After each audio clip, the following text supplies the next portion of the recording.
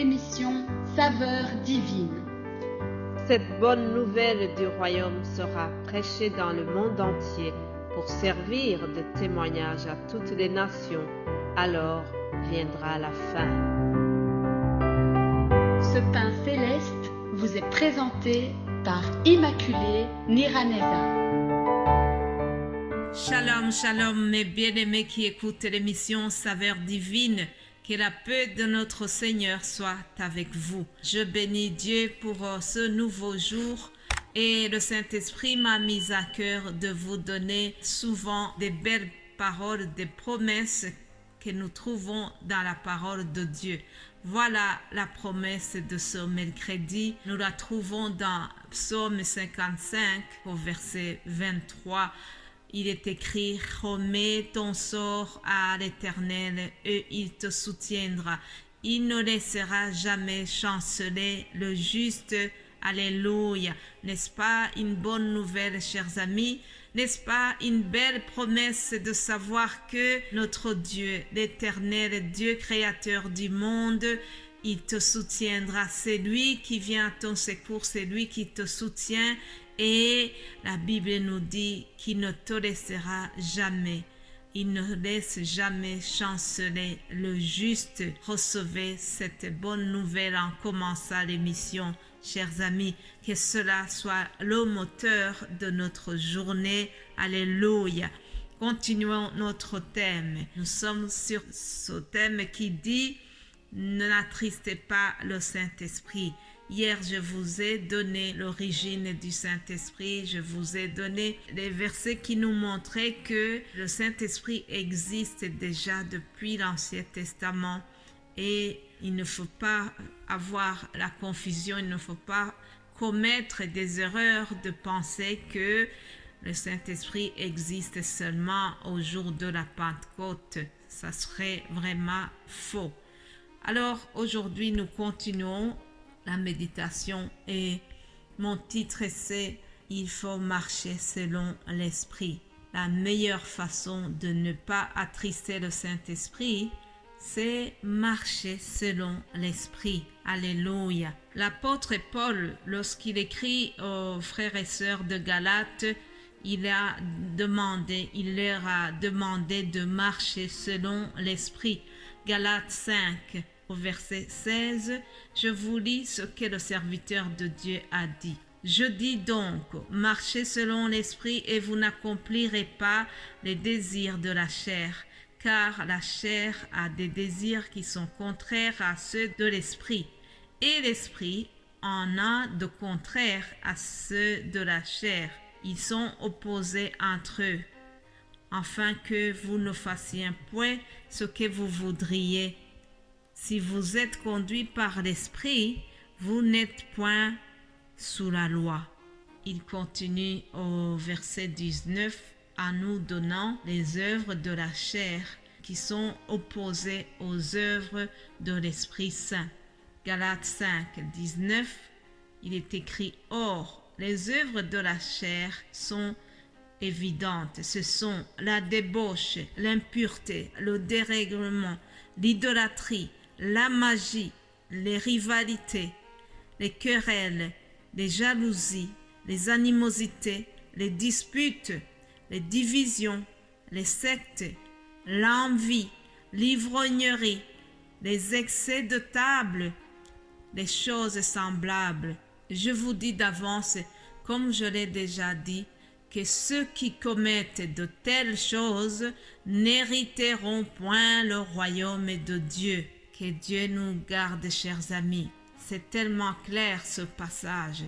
Je n'ai pas vraiment à expliquer parce qu'on vient de nous donner toute une liste des choses qui sont contraires à la marche selon l'Esprit, des choses qui pourraient attrister le Saint-Esprit.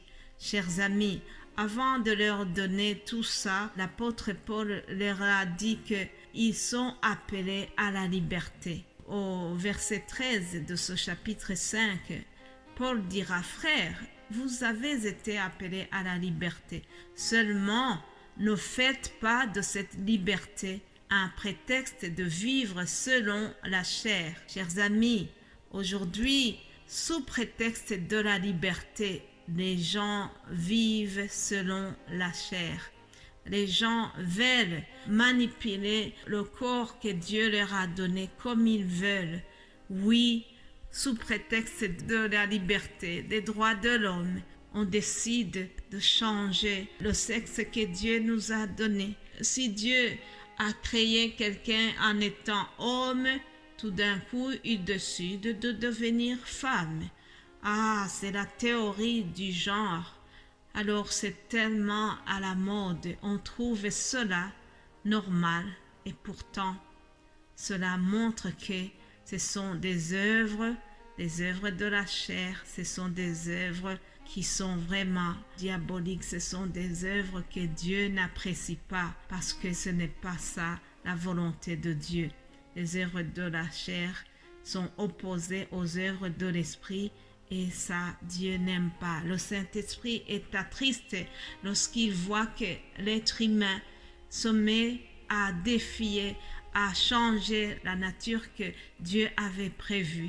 Alors, le Saint-Esprit est attristé quand il voit que nous nous mettons à changer même ce que Dieu avait fait à l'origine.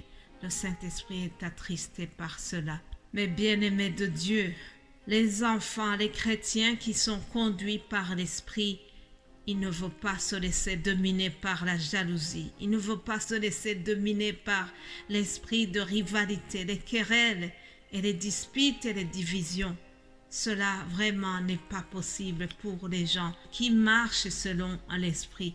Que Dieu nous aide, que vraiment nous puissions marcher, porter les fruits de l'Esprit. Lorsque nous marchons selon l'Esprit, alors nous nous mettons à chercher à produire le fruit de l'Esprit. Ah, on en revient à ce que nous trouvons dans Galates 5, 22. C'est comment marcher selon l'Esprit. Il faut chaque jour chercher à porter le fruit de l'Esprit. C'est quoi le fruit de l'Esprit? Il y a toute une série qu'on nous donne.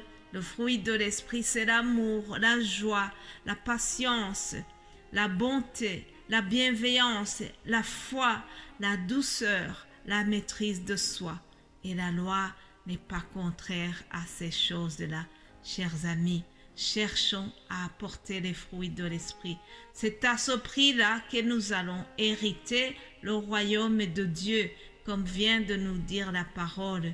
Que Dieu nous aide, chers amis, que vraiment nous puissions marcher selon l'Esprit, marcher comme les enfants qui sont nés de nouveau. Alléluia. Mon frère, ma sœur qui m'écoute aujourd'hui, marcher selon l'Esprit, c'est pratiquer le bien. Pratiquer le bien. Cherchons à faire du bien autour de nous.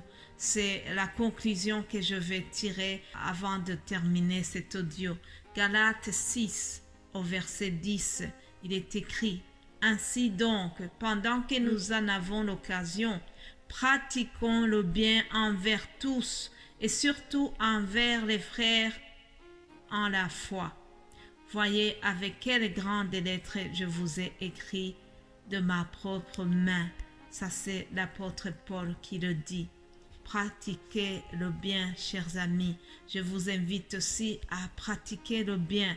C'est à cela qu'on saura que nous sommes chrétiens, que nous sommes nés de nouveau. Si nous avons de l'amour les uns pour les autres, c'est la meilleure façon de ne pas attrister le Saint-Esprit. Alléluia. Que Dieu vous bénisse abondamment. Et demain, mon frère Vito va vous apporter la parole et je vais clôturer vendredi. Que Dieu vous garde et que Dieu vous bénisse, vous et vos familles. Alléluia. Amen. Amen. Shalom.